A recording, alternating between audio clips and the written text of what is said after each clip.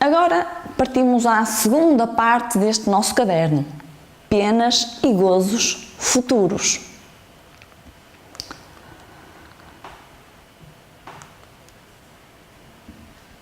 O homem instintivamente não aceita o nada, porque o nada não existe. Ou seja, quando termina a nossa vida física, quando morremos, o que é que acontece depois? Nada? Não. Diz-nos a razão que não faz sentido não haver nada.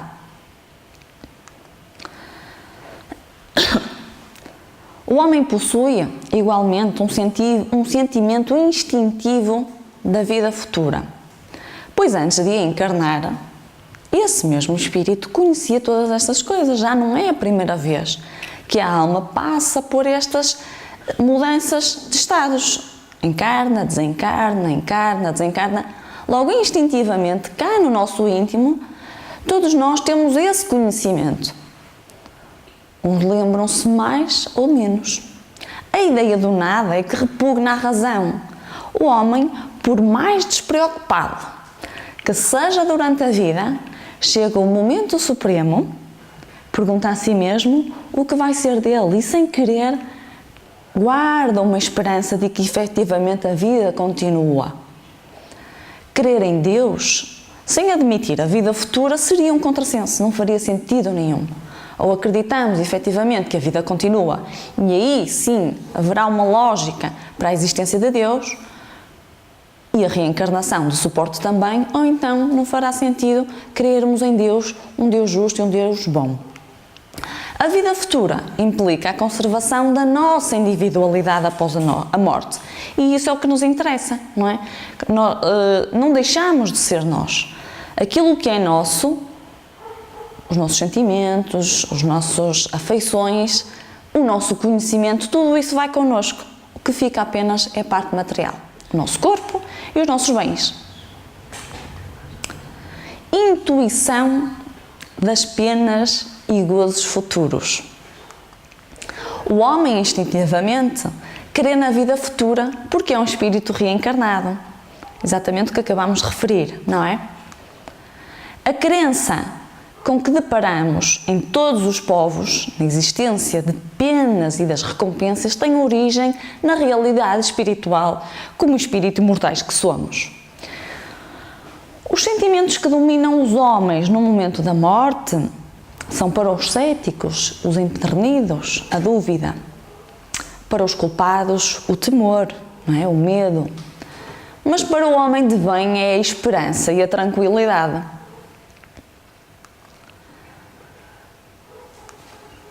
Assim, acredita que, conforme foi justo ou injusto, poderá ter situações futuras agradáveis ou desagradáveis, de acordo com a justiça divina.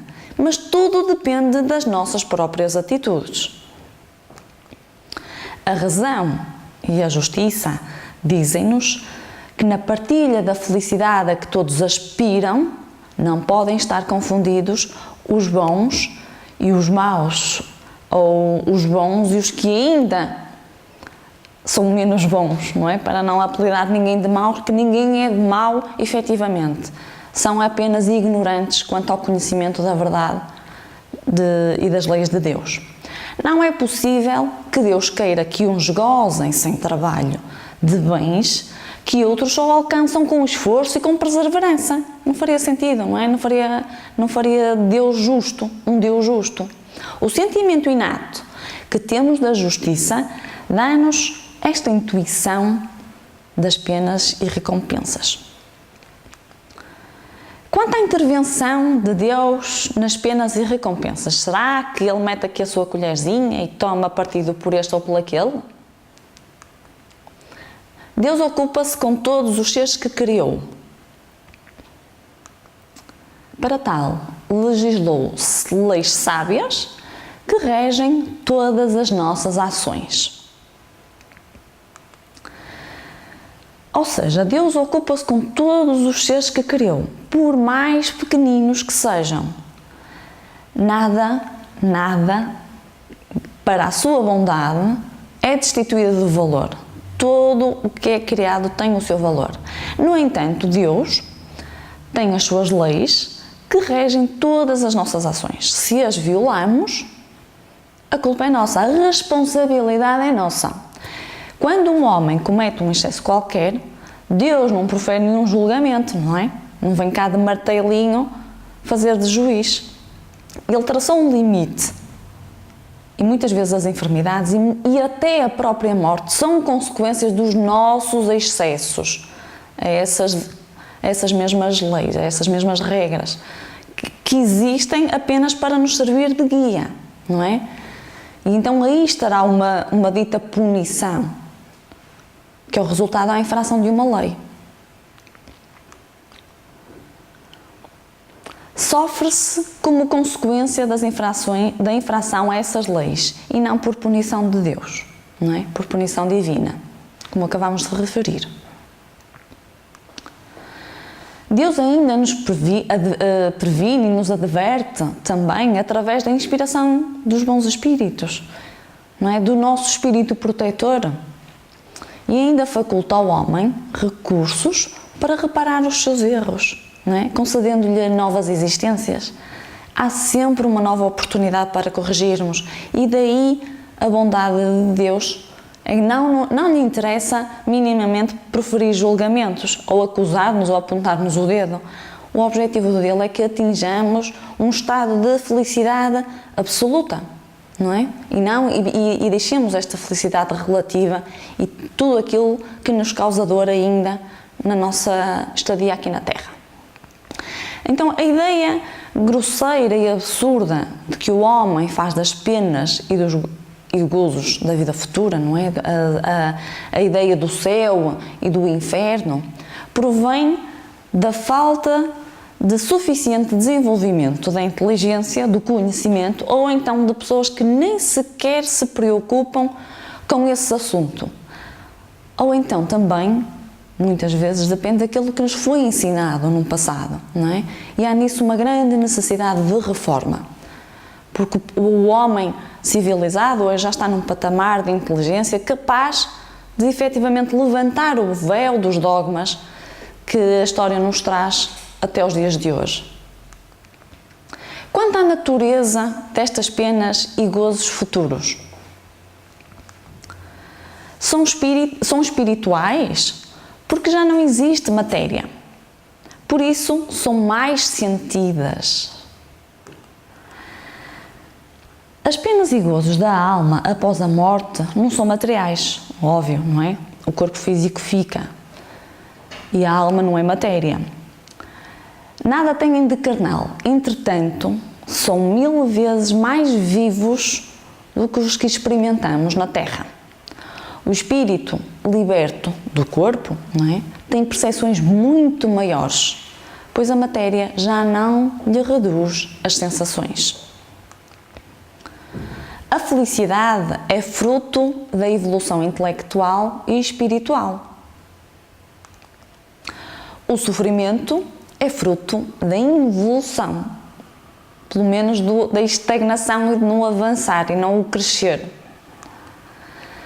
A felicidade dos bons espíritos consiste em conhecer todas as coisas, não sentirem ódio, não sentirem ciúme, inveja, não sentirem ambição, nem qualquer das paixões que ocasionam a desgraça dos homens. O amor que os une é para eles uma surpresa felicidade.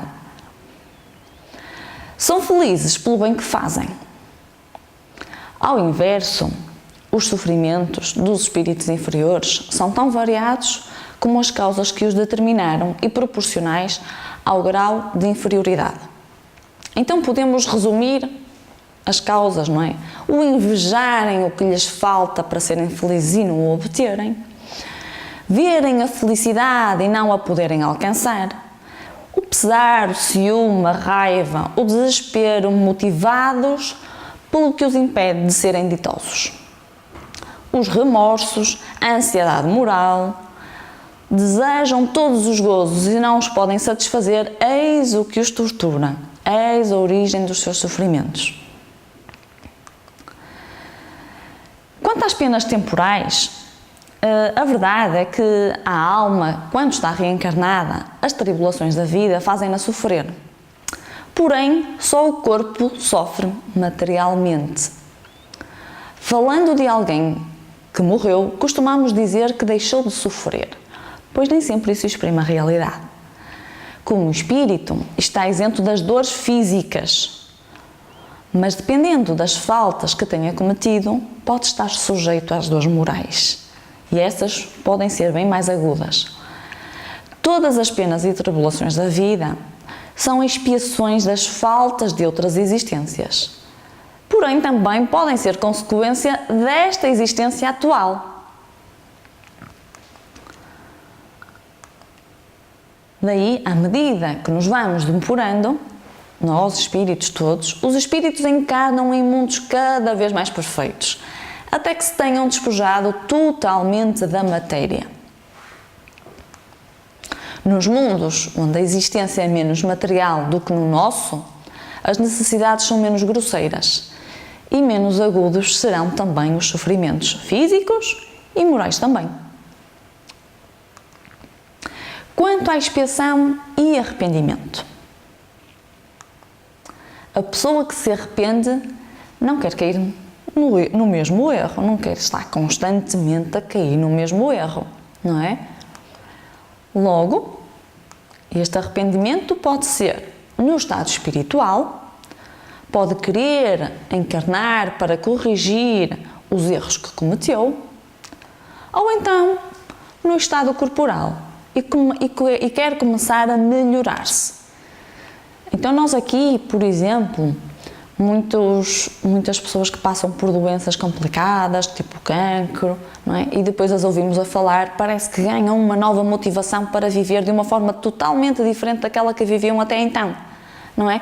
Ou seja, começam a dar valor à forma de viver e daí muitas vezes, não é? Querem melhorar-se, querem aproveitar e viver de uma forma melhor já no plano material. Os homens que só têm o instinto do mal e que parece que o arrependimento não chega até eles, através das reencarnações, adquirirão o instinto do bem. Pois é preciso que todos progridam e atinjam a meta, a devida felicidade. E ninguém fica para trás. Uns gastam mais tempo do que outros, porque assim o querem. O homem perverso, que não reconheceu as suas faltas durante a vida, reconhece-as sempre depois da morte e então mais sofre, porque sente em si todo o mal que praticou e sente-se culpado e sente-se envergonhado daquilo que fez. Nem sempre este arrependimento é imediato, não é? Há espíritos obstinados no caminho do mal, mas cedo ou tarde ele virá.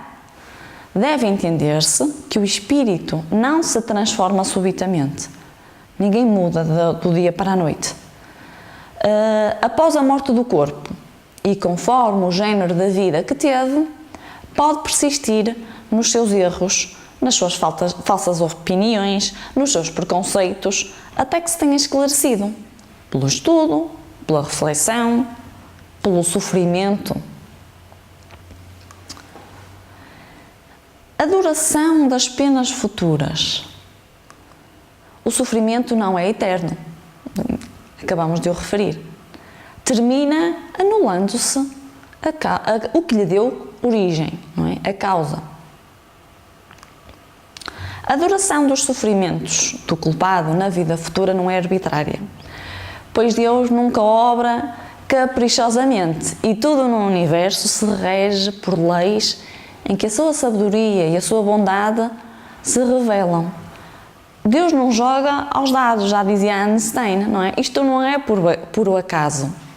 Assim, a duração dos sofrimentos do culpado, entre aspas, baseia-se no tempo necessário para que ele próprio se melhore. É tão natural quanto isto. À medida que progride e os sentimentos se depuram, os seus sofrimentos diminuem e a natureza dele muda para melhor. Os sofrimentos do espírito não podem ser eternos, pois ele não poderá ser eternamente ignorante e jamais se arrepender. Deus não criou seres tendo por destino permanecerem perpetuamente voltados ao mal ou à ignorância. Apenas os criou a todos, apenas nos criou a todos simples e ignorantes, tendo todos, no entanto, que progredir em tempo mais ou menos longo, conforme a vontade de cada um de nós. Está sempre nas nossas mãos a liberdade de agir, de fazer escolhas. A lei sábia e magnânima subordina a adoração das penas aos esforços do espírito. Jamais priva o seu livre-arbítrio.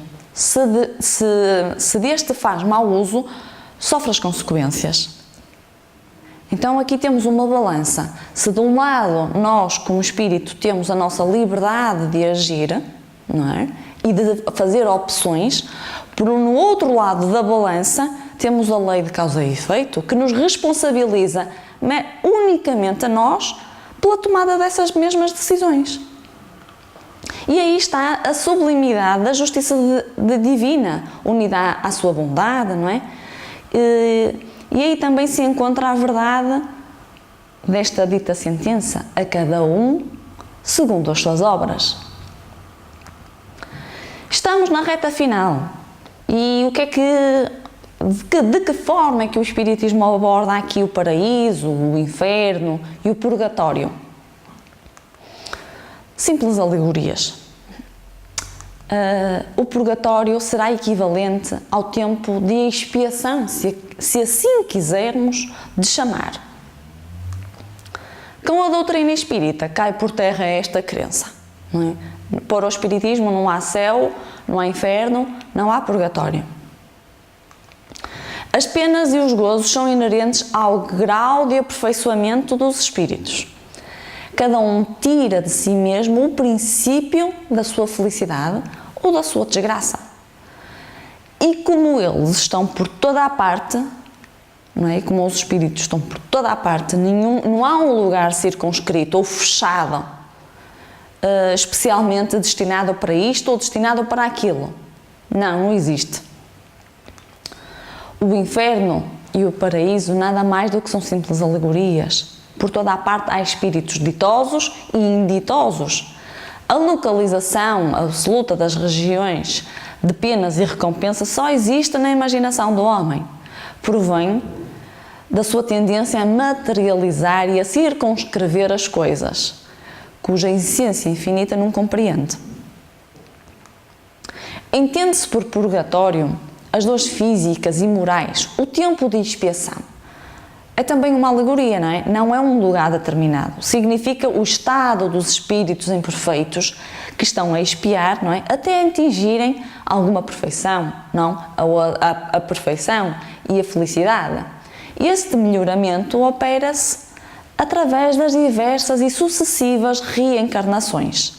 O purgatório, então, consistiria, quando muito, nestas provas na nossa vida corporal, nestes sofrimentos que a gente acaba por ter que os ultrapassar. Como conclusão deste último caderno do curso básico, poderemos dizer que não devemos analisar os factos em função do presente, não é? Do aqui e do agora, mas sim olhando para o passado, perspectivando um futuro. Dizem que não se pode mudar o passado, e é efetivamente, mas mudando a nossa postura hoje, podemos fazer um futuro diferente. E não somos felizes, ou não somos mais felizes, porque ainda estamos a aprender a amar. E acho que aqui fechamos com chave de ouro, porque efetivamente o ponto central da questão é o amor. Não é? E depois de todas estas causas que temos vindo a falar de felicidade e de infelicidade, o que é que nos faz sofrer e não, se soubéssemos amar a nós próprios, em primeiro lugar, e amar a Deus e ter confiança nele e amar um próximo, certamente estaríamos mais próximos de atingir esta nossa aspirada felicidade. Obrigada a todos. Até uma próxima e que tenham gostado do nosso curso básico. Olá a todos novamente. Chegou a altura das questões e das respostas. Foram-nos enviadas algumas perguntas às quais gostaríamos de responder. Então, uma primeira pergunta a este tema que acabamos de abordar é: porquê que o homem não é feliz? Ora bem, o homem só é infeliz pela importância que dá às coisas deste mundo, não é? Às coisas materiais do planeta, a vaidade, tudo o que seja ambição, cupidez, tudo isso é que lhe traz a origem da sua infelicidade. Aquele que não se interessa pelo supérfluo, esse é feliz. Uma outra questão relativamente ao tema das uniões antipáticas. A pergunta é esta: antes de reencarnarmos, tomamos conhecimento destas uniões antipáticas? É engraçado, não é? Colocar esta questão do género: se já sabíamos disso, então para que é que nos metemos nelas? Não necessariamente.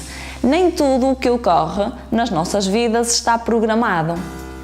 No dia a dia fazemos opções que nos distanciam daquilo que objetivamos antes de reencarnarmos e que efetivamente tornam mais difícil alcançarmos os planos estabelecidos anteriormente.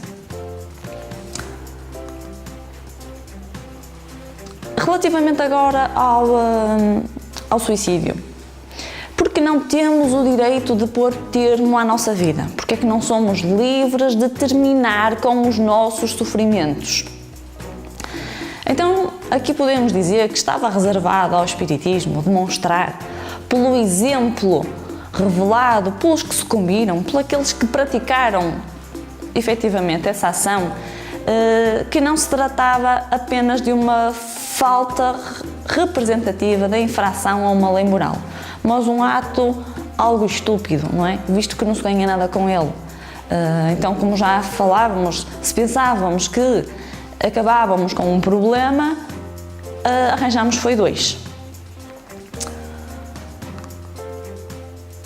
Uma outra pergunta: a crença no Espiritismo assegura a nossa sorte, entre aspas, na vida futura?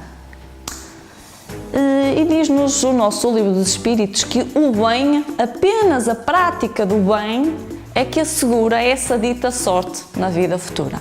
A crença no Espiritismo ajuda o homem a melhorar-se, fixando-lhe as ideias sobre certos pontos futuros. Não é? Ela apressa o progresso dos indivíduos e das massas, que permite compreender o que seremos um dia. É um ponto de apoio, é uma luz que guia. O Espiritismo ensina a suportar as provas com paciência, com resignação. Desvia dos atos que podem atrasar a felicidade futura. Pode contribuir, não diz que sem ele não se possa conseguir, ou seja, ajuda. Sem ele conseguimos atingir o melhor na vida futura, conseguimos da mesma forma.